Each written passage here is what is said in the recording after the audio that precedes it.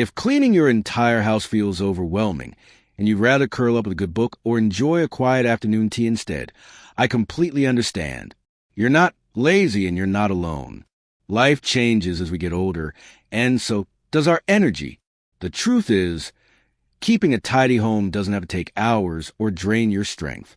Today, I'm going to share 7 of the easiest ways to declutter without getting tired. These are gentle, realistic methods that work, even if you have limited time, limited energy, or simply don't know where to start. And yes, one of them is my personal favorite, the 555 rule. It's so simple and surprisingly powerful that you can start today, even right after watching this. By the end, you'll see that a clean and comfortable home is possible without stress, without exhaustion, and without giving up the things you love. Finding peace before you start. Many women our age tell me they walk into their kitchen or living room and instantly feel tired. Not because they don't care, but because the clutter has slowly built up over time. A stack of magazines here, some unopened mail there, a chair covered in clothes. It all adds up. My friend Linda, who is 68, once told me, "I don't even know where to start anymore." And I understand. When you think you have to clean everything at once, it feels impossible. We're not in the stage of life where we can spend all day scrubbing and sorting. Our energy is precious now, and that's okay. You know, a tidy home isn't about perfection. It's about peace of mind and making daily life easier. Clutter isn't just physical. It weighs on your spirit. The good news? You can change that with small, gentle steps. And that's where my favorite method comes in, the 555 rule. It's simple, light, and works for anyone at any age. Tip number 1, the 555 rule. This is my favorite method, and it's the one I use when I feel completely stuck. I call it the 555 rule. The beauty of it is that it's so simple, it feels almost too easy. But trust me, it works. Here's how it goes. First, set a timer for 5 minutes. That's it. Not half an hour, not all afternoon, just 5 minutes. Why 5? Because anyone can give themselves 5 minutes, even on a busy or low-energy day. You could even do it while waiting for the tea kettle to boil or while the laundry is in the dryer. Second, choose 5 items. Look around the room you're in and find 5 things that either don't belong there, that you no longer use, or that you're ready to give away. It might be an empty water bottle on the coffee table, yesterday's newspaper, a scarf you never wear, a jar that should be in the kitchen, or a book you've already finished. Keep the number small so you don't feel overwhelmed. Third, focus on 5 spots. By spots, I mean small, contained areas. This could be the top of your nightstand, one shelf on your bookcase, a corner of your kitchen counter, the coffee table, or even the seat of that chair that always ends up as a clothes rack. You're not trying to tackle the whole room. You're simply giving attention to 5 little areas and bringing them back to order. Now, here's why this works so well. When you set a short time limit, you take away the mental pressure of a huge project. You know you'll be done in just a few minutes. When you choose a small number of items, you avoid decision fatigue, the stress that comes from having to make too many choices at once. And when you work on small spots, you get to enjoy quick wins that make you feel successful right away. Those little victories give you the motivation to keep going tomorrow. I've seen this method transform the way women think about their homes. My friend Linda, the one I mentioned earlier, tried it for the first time on her kitchen counter. She told me she was shocked at how 5 minutes turned into a cleaner counter and a lighter mood. She said, "I actually want to keep going because it felt so good, but I stopped. I wanted to save some energy for tomorrow." That's the power of this rule. It's not about exhausting yourself. It's about creating a rhythm that you can keep up with. One more thing I love about the 555 rule is that it fits into real life. You can do it once in the morning and once in the evening, or only on the days when you feel up to it. You can even make a shared activity with a friend over phone. You both set a timer, do your 555, and then check in with each other to share what you cleared. It makes the process more fun and gives you a sense of connection. So, here's my challenge to you. After you finish this video, set your timer for 5 minutes. Pick 5 items. choose 5 spots, and then come back and tell me how you felt afterward.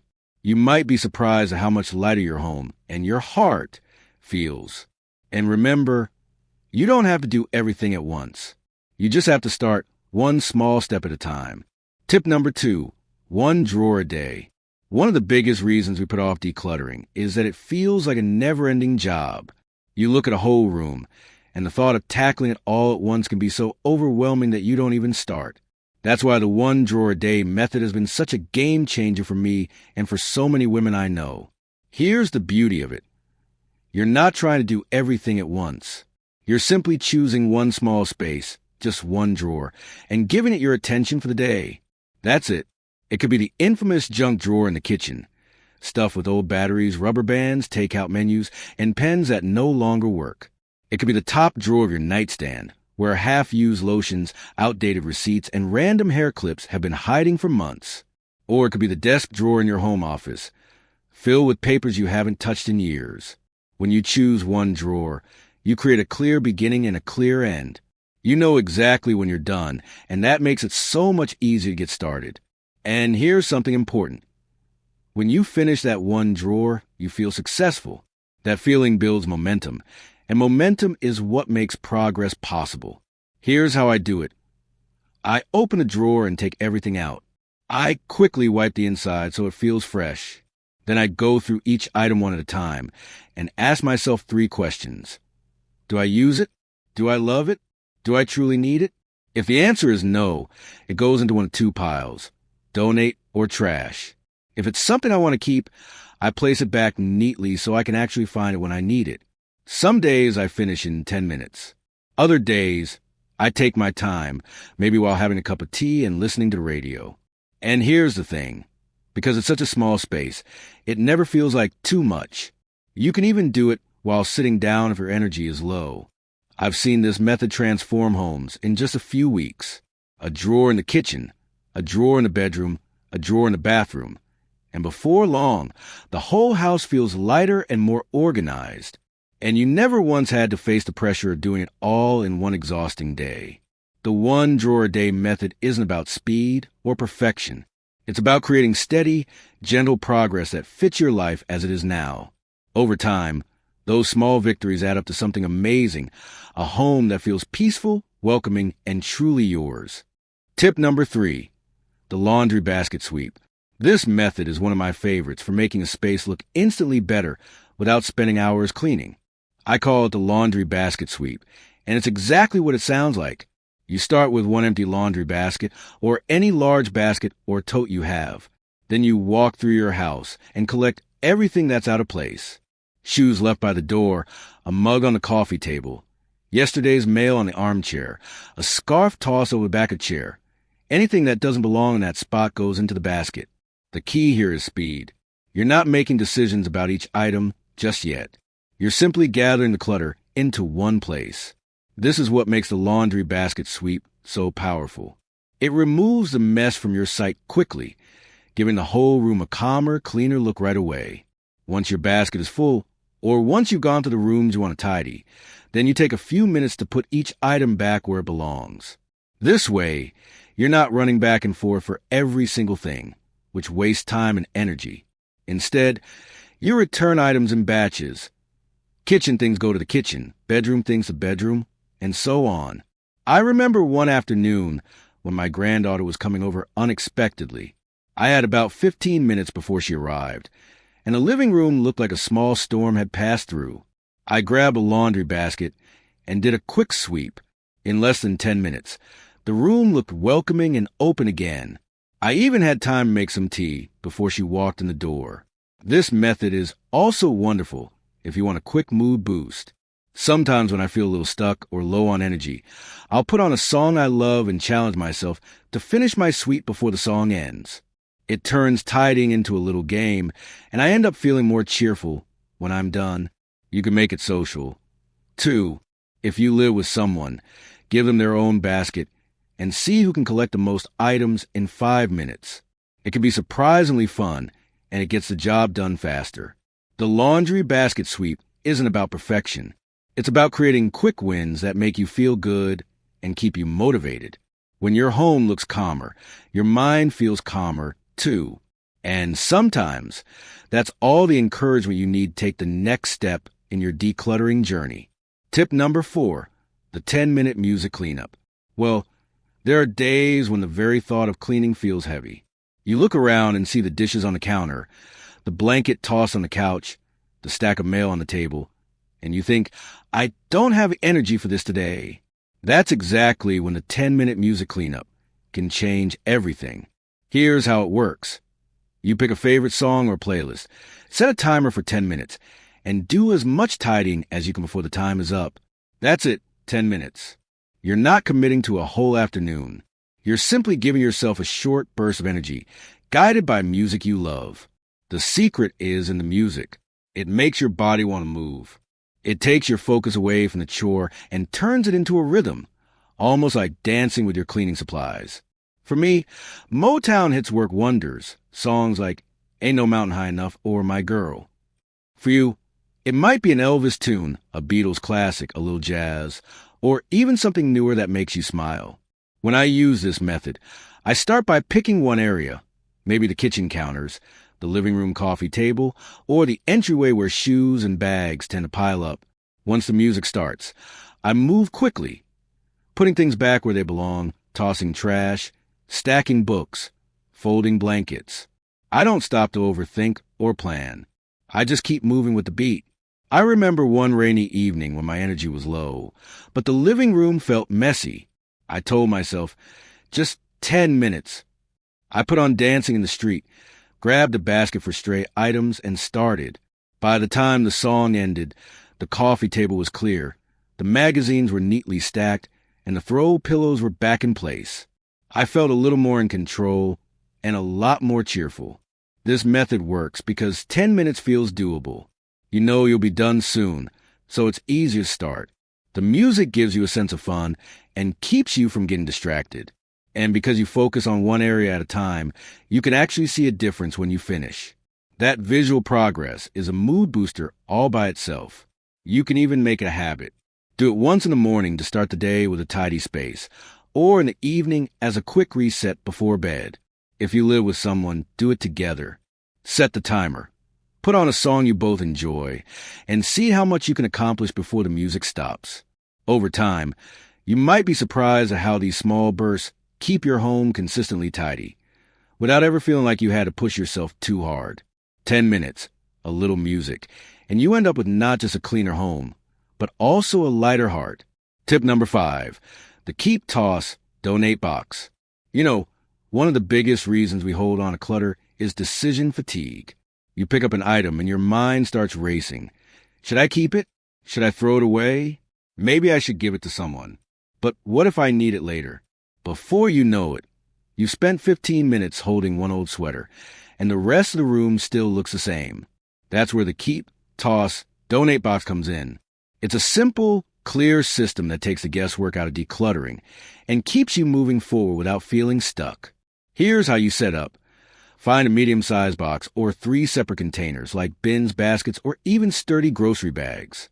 Clearly label them with 3 categories: keep, toss, and donate. The labels are important because they remind you to make a decision right away instead of putting it off for later. The keep section is for items you use regularly or that truly bring you joy, like your favorite mug, the cozy sweater you wear every winter, or the photo frame that makes you smile every time you see it. The toss section is for anything broken, expired, or worn out beyond repair. Old makeup past its safe date, cracked plastic containers, socks with holes. These belong here. The donate section is for items still in good condition that you no longer use. This could be books you've already read, clothes that no longer fit, kitchen gadgets you never touch, or decorative pieces that no longer match your style. These are the things that can make someone else's life better. I keep my keep, toss, donate box in a place I pass by often, near the entryway or in the corner of the living room. Throughout the week, as I notice things I no longer need, I drop them into the right section. This way, decluttering becomes part of my daily life instead of a big, exhausting event. I remember one winter, I decided to challenge myself to fill the donate section completely by the end of the month. I started with scarves and hats I hadn't worn in years, then moved on to handbags that just sat in the closet, and finally to extra kitchenware taking up cabinet space. By the end, I had 2 large bags to take to the donation center. When I dropped them off, I felt lighter, not just because my home had more space, but because I knew those items could bring comfort or joy to someone else. This method also makes cleaning up after events easier. After the holidays, for example, I go through decorations, serving dishes, and gifts I receive but know I won't use. Instead of shoving them into storage, I put them straight into the donate section for someone else to enjoy next year. The beauty of the keep, toss, donate box is that it removes hesitation. You don't spend energy thinking, what if? You simply place the item in the right spot and move on. That momentum builds over time, and before long, you'll notice your home feels lighter and more organized without a huge effort. And here's the part one love most. Every item you donate has a potential to make a real difference for someone else.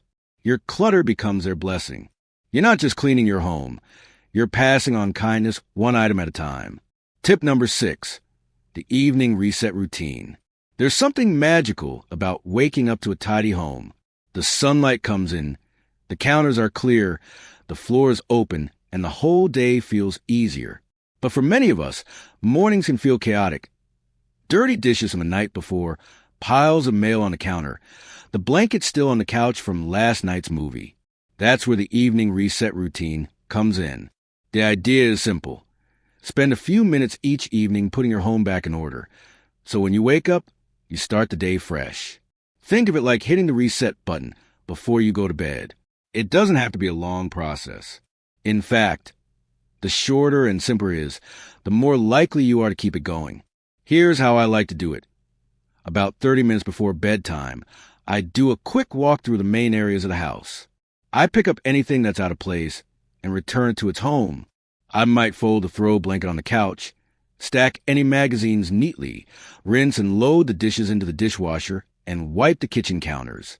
I take out any full trash bags and straighten the pillows on the chairs. You don't have to do everything at once. Focus on the areas that will make the biggest difference for you in the morning. For me, that's the kitchen. Nothing makes my day start smoother than walking in to make coffee and seeing clean counters and an empty sink. For you, it might be clearing the dining table, tidying the entryway, or putting away laundry. The secret to the evening reset is that it's not about deep cleaning. It's about resetting your space so it feels ready for tomorrow. Just 10 to 15 minutes can make a world of difference. I remember when I first started doing this, I was surprised at how much it changed my mornings. Instead of feeling behind before I even had breakfast, I felt ahead, my home felt peaceful, and I had more mental energy for the day. This routine is also a wonderful way to wind down. I like to put on soft music while I do it, something calming that signals to my mind, the day is done.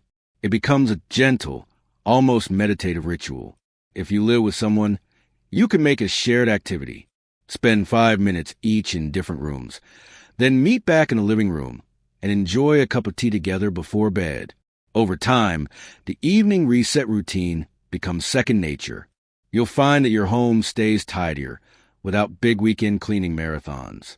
And more importantly, you'll wake up to a space that supports your peace of mind, setting the tone for a calmer, happier day ahead. Tip number 7, the Declutter buddy system. Decluttering can feel like a lonely job, especially if you live by yourself. You start with the best intentions, but after a few minutes, you lose motivation or get distracted. That's why I love the Declutter buddy system. It turns tidying into a social, encouraging experience, and it makes the whole process more enjoyable. Here's the idea. You choose a friend, family member, or even a neighbor to be your decluttering buddy. You don't have to clean the same space together, but you commit to working at the same time and checking in with each other. It can be in person, over the phone, or even through video chat. For example, you might call your buddy and say, "Let's each spend 20 minutes decluttering today. Call me when you're done." You set your timers, get to work in your own homes, and then check back and share what you accomplished. That simple accountability can be a big motivator. I once did this with my sister, who lives 3 states away. We scheduled a Saturday morning declutter date on video call. She worked on her pantry while I tackled my linen closet. Every few minutes, we showed each other our progress. We laughed, gave each other encouragement, and even held up items to get the other's opinion. Should I keep this or let it go? By the end, we both felt lighter, and we had turned a boring chore into a warm memory. The beauty of the buddy system is that it provides both motivation and companionship.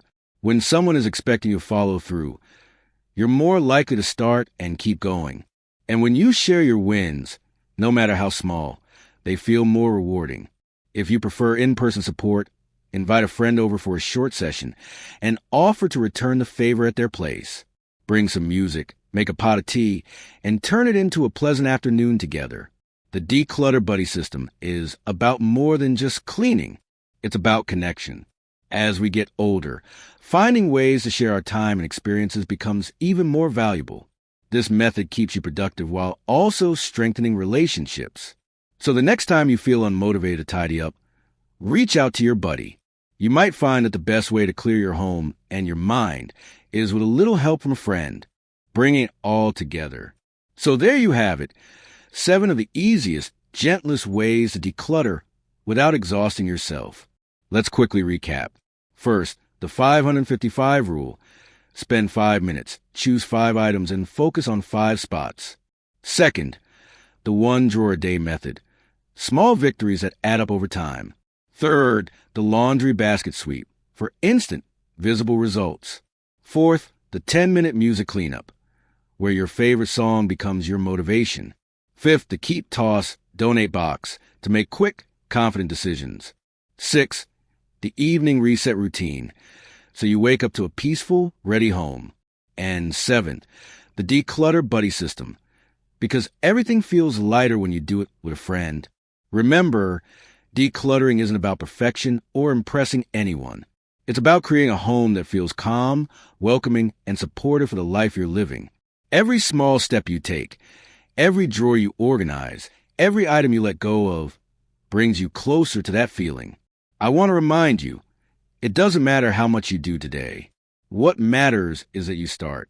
Even if you only try one of these tips, you're moving forward. And that forward motion is how change happens. So here's my invitation to you. Pick one method from today's video and try it before the day ends. See how it feels. And then come back and tell me in the comments which one you chose and what difference it made. Your story might inspire someone else to begin. You deserve a home that feels like a place of rest and joy. And I promise, with these gentle steps, you can create it without stress, without exhaustion, and with a little bit of fun along the way. Thank you for spending this time with me. I hope you leave here feeling lighter, more hopeful, and ready to start. Until next time, take care of yourself, take care of your home, and keep making space for the moments that truly matter.